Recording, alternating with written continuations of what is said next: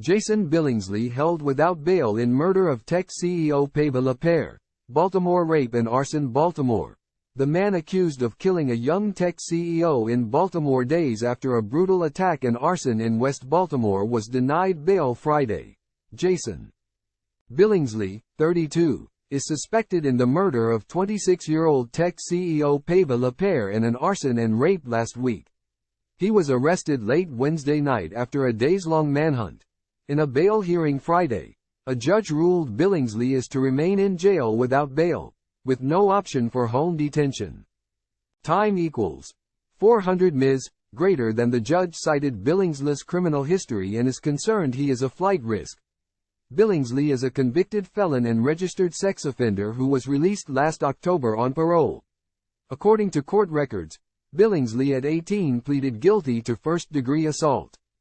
In 2009, he was ultimately given 2 years of supervised probation but violated the terms and was convicted in a second-degree assault case in 2011, where he served a 2-year prison sentence.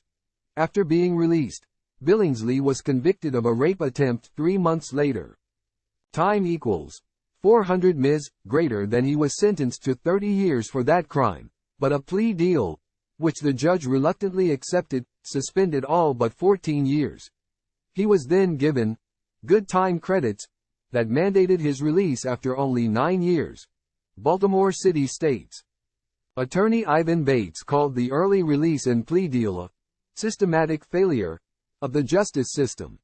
Maybe the legislature could look at first-degree sex offense or first-degree rape, and are these individuals still going to be eligible for diminution credits? If that was the law then in 2013 when he was first arrested, then he would not have been eligible for parole, Bates said in response to a question from WJZ investigator Mike Helgren.